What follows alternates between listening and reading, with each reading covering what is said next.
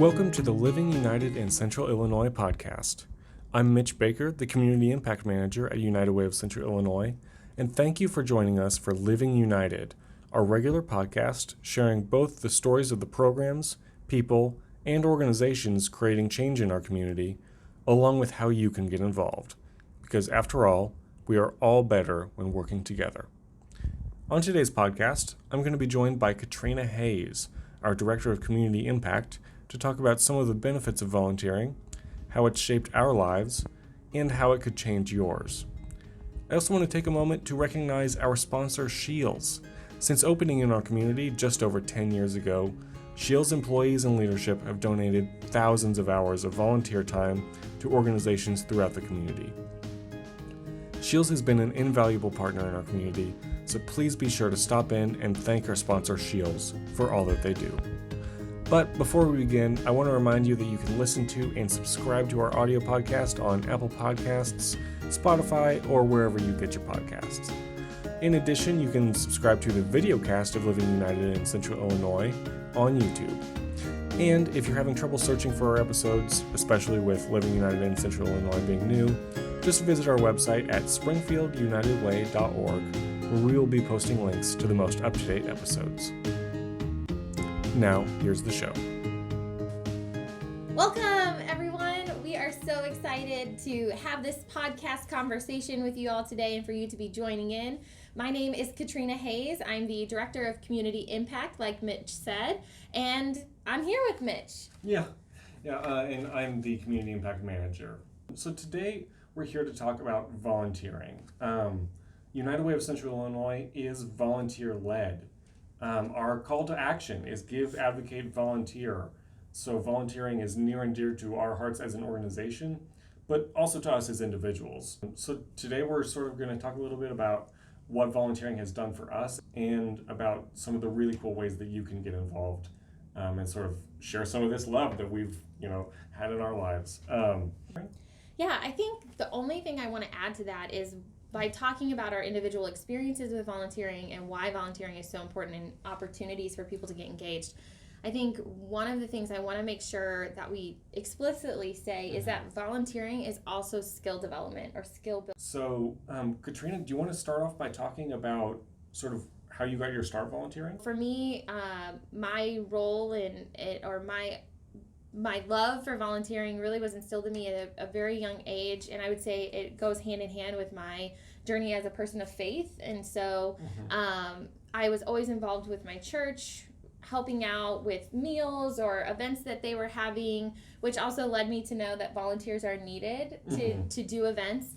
But it also was raking leaves or putting together a group of volunteers that got together to rake yards, to mow grass, to really just help out our elderly neighbors who just weren't as able to get down on their hands and knees and pull those weeds as they might have enjoyed. But that kind of that's really what got my start, and then I just have carried on with that, but have always found this weird personality trait of mine is that I'm always organizing. I'm always trying to get people involved in the things that I care about and also involved in giving back. So what about you? So I sort of started up sort of living in the water of volunteering. So I didn't necessarily know that I was volunteering, but my mom was an event coordinator over at the Hope Institute. And so growing up, starting at, age probably 5 or 6, I was, running around carrying as many chairs as I could, trying to look, just like cleaning up after events. Yeah, you're stuff so like strong. That. You can do it. Exactly. I'm tough. So I sort of grew up sort of just doing things here and there, not necessarily thinking about it as volunteerism, but it totally was. But sort of the more formal volunteering that I did was in high school. I was part of that initial group of volunteers at the first project site that Compass ever had for their Club Compass. And that was a really, really cool opportunity, which is still available if you want to go to get connected, anyone listening. But we were able to like my role was basically to lead a small classroom of at-risk kids, and it was very scary as a child who was sort of new to all this, but also really really fulfilling, and just a total step out of my comfort zone in the best way. Yeah. And for those of you who are joining us and may not know, Compass, in its original design, was an after school program that met once a week at Douglas Avenue Methodist Church, all led by volunteers, with a great deal of support from that ministry, but also non denominational volunteers. And they would come, they would meet, and they focused on social emotional skills. They focused on reading, mathematics, homework help. But then they also had family meals. And so that program, that was its pilot. And then United Way actually got to come alongside them as one of their seed funders to help them kind of to launch and to expand and to really grow their programming, which has now led to Club Compass, Camp Compass. They do Camp Care a lot. We don't have a formal relationship with that program, but there's a lot that has come all from that one site. So yeah. And I think that's one of the coolest things about volunteering is because you feel that connection. And so I know that it's not me who's like made this program grow and blossom into this like incredible after school program and summer program, but like I do feel a little bit of like, oh yeah, you go Compass. Yeah. Well, and I think isn't that also what introduced you to United Way, because you knew that United Way was a funder, and so when we had that job opening, you were like, oh yeah, they're cool. Yeah, no, absolutely. I had no idea what United Way was before that opportunity, and really just knowing that you were connected to this place that I had a great experience volunteering with. Yeah. Like, of course United Way must be doing good work. And then you open up the hood and it's okay, wow, United Way is doing great work everywhere. Yeah. But there's so much more. Yeah.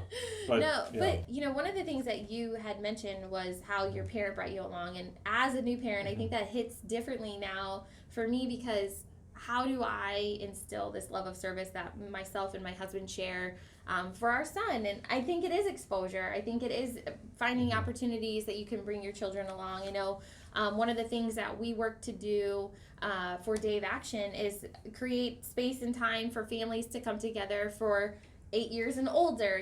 I would love to somehow develop a project for our younger learners, especially now with a 20-month-old. I'm like, he could maybe do something. Yeah. But 8 really is a great time because they, children are following directions. They typically don't need midday naps, Yeah. But I think that they also understand about giving back really crucially at that age. And so that's one of the things that I've loved about our change for Day of Action is opening it up. And so when I think about how to do that, aside from just bringing Nigel along to all of the things I can do once we get through this pandemic, but I'm excited that, United Way, us, Day of Action, there are opportunities being created for families to come together so children can have exposure. But I also know growing up too that I had the opportunity to volunteer because my family kind of created the opportunity for me. And that's not the case for everyone. We understand that for sure, which is also why we love creating unique partnerships either at the workplace, at schools, so that way, regardless of circumstance, everyone can have the ability to volunteer and give back. Because I know in conversation you've always said, like, you feel good giving back, right? I think everyone feels good giving back, and so we don't want some people not to feel that. Yeah, and I know especially when you're sort of younger, and volunteerism is not necessarily something you're in the habit of doing. Sometimes I think folks have a hard time like getting there. So maybe if you could share a little bit about what kept you coming back to volunteerism, or what were you feeling as you volunteered that made it such a valuable experience for you? Yeah. I don't know. I think in reflecting on it, I think what always had me coming back was you felt good doing it, but it was more of like this job well done accomplishment. That's what always had me coming back, because if I also have, like, I'm also very much, as I said, I've always been kind of organizing, trying to get people engaged, and so I think early on, now when I look back, I've always had this ability of like organizing or trying to put together an event, putting structure around things that maybe didn't need structure, who knows, but I just have always been called to do that. And so looking back, I'm like, oh wow, those are your skills. Like, those are some like inherent strengths that you have, Katrina, that you've continued to develop. And I think, like, reflecting on it, I think those are some of the things that also had me come back, because I felt so strong. I felt so confident. I felt so empowered to do, to give back, to do good, but also that I was good at it, you know, that my experiences I had, they were always like, thank you for writing those leaves. You're such a hard worker. And I'm like, yes. Like, you know, and so I think for me, it also connected to really great volunteer coordinators probably on on our projects. But I think it was the connecting too with other people. So you had your peers who you were volunteering with, or now you have your peers, but then you do have the coordinators, but then you do maybe have other people from other communities joining you at projects. You get to connect, you get to collect stories, you get to create networks of people who care about the things you care about. So Absolutely. I think, Yeah, and I love how you bring up sort of bringing your skills to the table, because I mean, obviously, if you're an expert leaf raker, woo! So obviously, if you're an expert leaf raker, you know, that's awesome. Come out to Day of Action and rake some leaves. But also, if we have plenty of professional opportunities for volunteering. So, like on our vision councils, if you have a passion for, you know, the health of our community, you know, our basic needs, education, financial stability. Or if you are an attorney and you could give your services to an organization pro bono, I don't think as a culture we necessarily think of that as like that's what volunteering is, but these are the really important things that really turn the gears behind the scenes on almost every nonprofit in town. Yeah, well, and I feel like, you know, we've had conversations too, you know, the board of directors, I think when people think of typical philanthropy, they think board of directors and, you know, boots on the ground, for lack of a better phrase. Sure. So you're either giving direct service or you are guiding the direction of that organization. But there are so many opportunities between those two roles, you know, because, gosh, if I had someone walk in and be like, I want to design an event for you. Yes, please. Yes, sign me up. You know, I think that's where I hope people will, you know, always think about, okay, well, maybe you know, at my job, or, you know, I get to do A through T, but wow, you know, U through Z, like, I really want to develop my skills here, and I have some competency, like, I want to reach out and give back. So maybe it's putting together a marketing plan. Maybe it's just like being like, hey, can I take some photos? I'm dabbling in this hobby, and I want some practice, number one, but also, do you have an event coming up? I'd photograph it. And there's just so many opportunities. And I think the other part of it is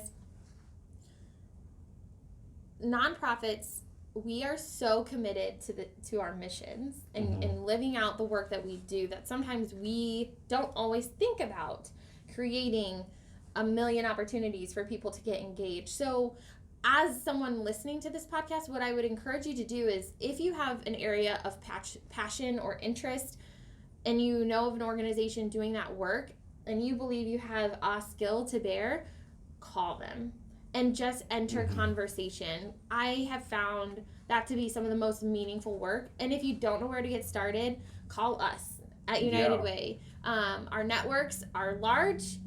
We have many, many partners, and we love having the conversation about volunteering and getting you engaged. So, and if you don't know where to start, we can definitely help possibly foster that opportunity for you.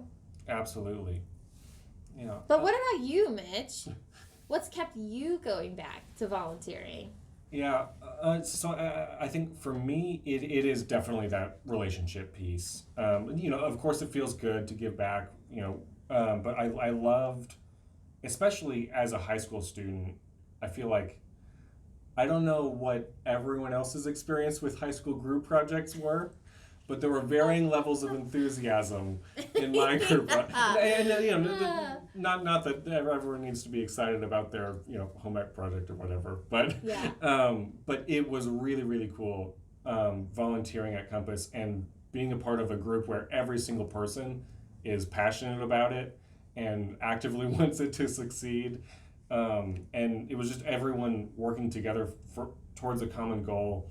And it's just a great way to like develop bonds with people. And on top of the folks that I met while volunteering, it was also a great way to get to know like folks from my life because I was able to say, "Hey, come on and come down and help with Compass. It's easy. It's 1 day a week. It's fun. Come on out." And then I was able to develop some great friendships through that. And I'm really grateful for that opportunity. Yeah, for sure.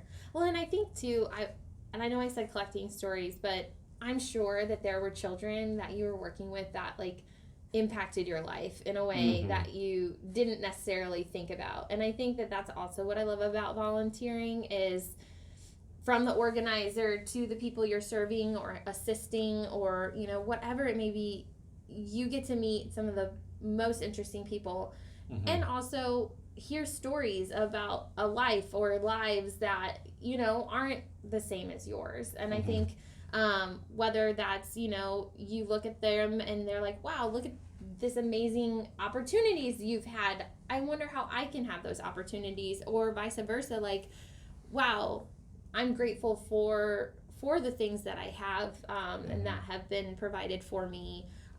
As a volunteer, I think that's also important, is just reflecting on every opportunity you have, because Mm-hmm. whether you're building connections, creating your networks, developing skills, if you take the time to reflect on that, you're helping to build your resume as well, which Mm-hmm.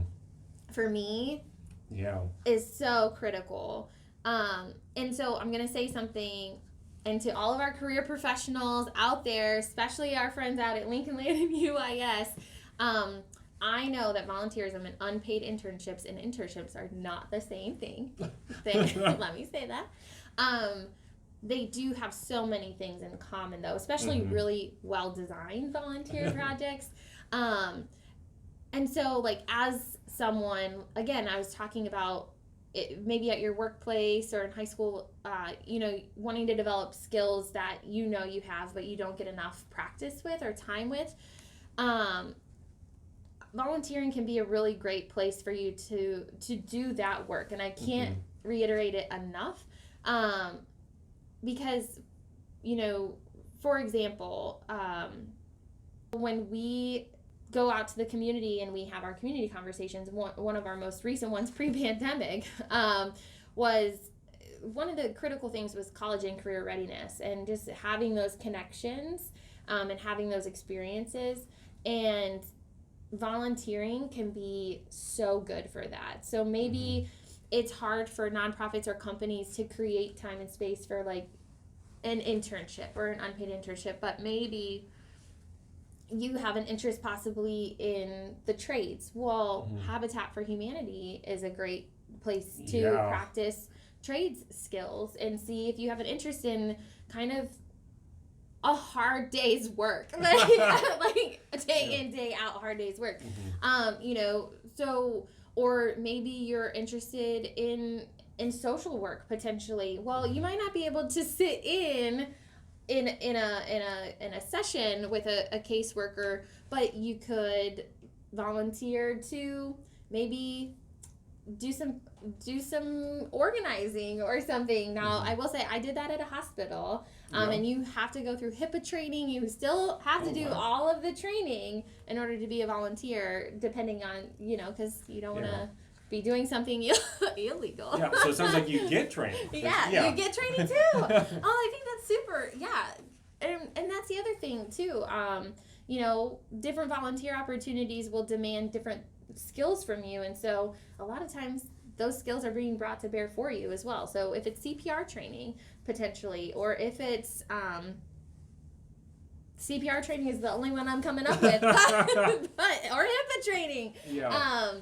No, but I guess so to connect sort of those skills that you're building while volunteering to career. Now, audience, I know Katrina already, so I know the answer. But for our audience, can you talk a little bit about how volunteering sort of helped transition and sort of changed your career path?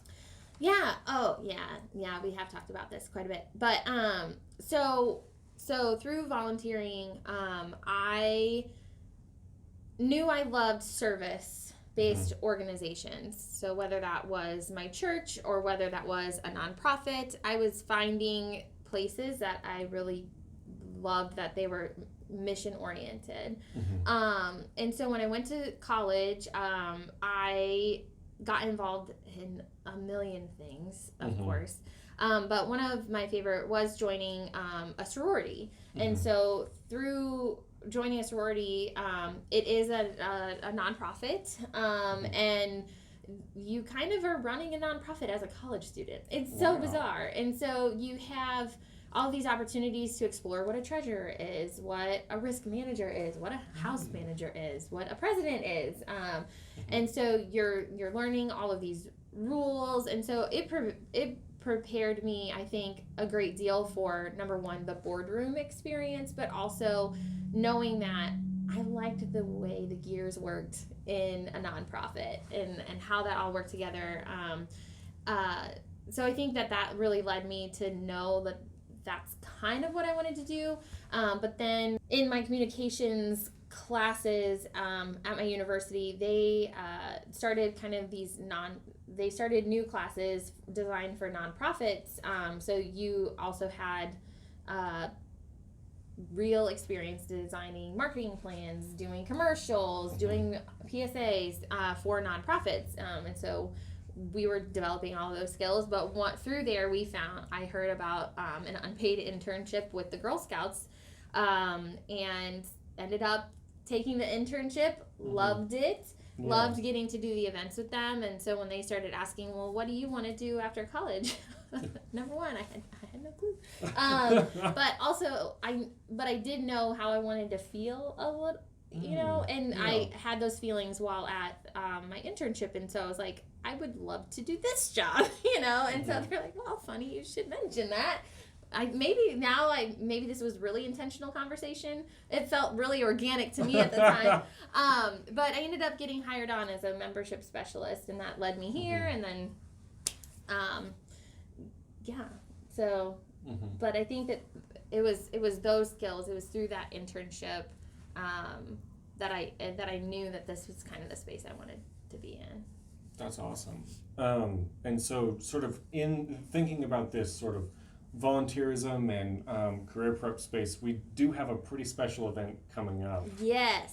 Katrina, do you want to talk a little bit about, maybe a little bit about the history of, or spoiler alert, it's the mock interviews that we do.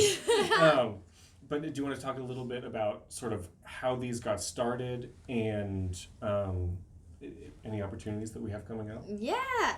So coming up, like as in next month, and or coming up as in just, this is something that we'll continue to provide. But so as I mentioned earlier on, one of the things, so community impact, there are tenets of community impact that every United Way who's truly doing community impact subscribe to. And one of my favorites is turning outward and listening to the community. Again, why this is surprising given everything that I've shared about collecting stories and listening and getting to know people, why that's my favorite part, I have no idea, everyone. I roll. So turning outward and listening to the community, and we do that a lot through community conversations, also through partnerships, but again, pre-pandemic, one of our last ones we had, this notion of career and college readiness, connections, kept coming up during conversation. And then when we also were looking at some of the recent data coming out of the Sangamon County Citizen Survey at the time, which that new survey will be releasing soon, if not already. so through that, we knew that respondents kept talking about needing to have the right connections to find employment or the right employment in our community.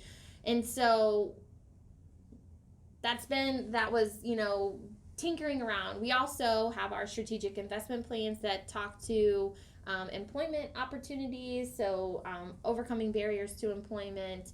And so when we think about our financial stability work and we think about overcoming barriers to employment or college and career readiness, if we're thinking about our students in high school, we know that resumes, interviewing skills, these are staple things that everyone does. And sometimes, every time you work on a resume, every time you do an interview, it's a vulnerable experience. And so practice makes perfect, even though you don't want to practice those certain skills. But for us, all of these things were happening. And then the pandemic hit.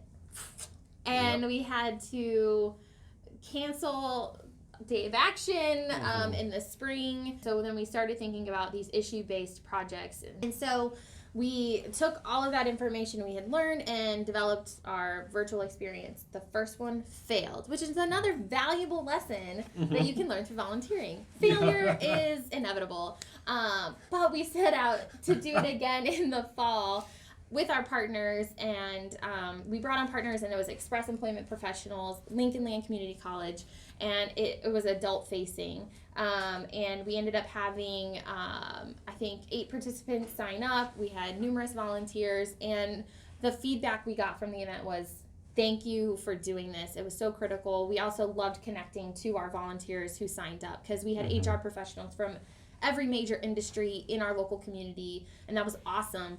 Through that, though, we started working with the high schools through the junior and senior AVID programs at District 186. And so then last spring, we rolled out, I guess it was this spring, 2021, we rolled out a student-facing event, which was amazing. Now, engagement through the pandemic was tough. I think we've all heard that information. But again, the students who showed up, because we built it into the curriculum, and so they had to really kind of complete several steps in order to make it to the virtual mock interview. And then the volunteers giving back through that volunteer interview experience enjoyed it thoroughly. And I think that those are the things that will continue on. I think virtual volunteering is here to stay, and so we're excited to continue to provide those opportunities. And so we have another one, an adult-facing one, coming up just next month, depending on when you're listening to this. So November 3rd, but then we'll be looking for information rolling out for a student-facing event coming in spring. So awesome. And if I know our audience, I'm going to guess that we have definitely more than one volunteer listening to this. So just wrapping up our conversation here, I want to extend the most sincere thank you to any volunteer who is listening. You are the reason why we are able to do what we do. United Way, for the reach that we have, is a very small organization, but because of volunteers, we are able to do incredible work, and it's really just because of you guys. So thank you so much for what you do, and thanks for listening to this podcast. Thank you again for joining us for this episode of Living United in Central Illinois, and thank you to Shields for sponsoring this podcast. As the weather cools down, be sure to check out their great selection of outerwear. I personally got my heavy-duty winter coat from Shields, and it has kept me nice and toasty, so head down and check out what they have. You can subscribe to our audio podcast on Apple Podcasts, Spotify, or wherever you get your podcasts. Or check out and subscribe to the United Way of Central Illinois YouTube channel for videocasts of Living United episodes. Or visit our website at www.swingfieldunitedway.org to get involved. So once again, I'm Mitch Baker, the Community Impact Manager at United Way, and on behalf of our staff, have a great week, and remember that great things happen when we live united.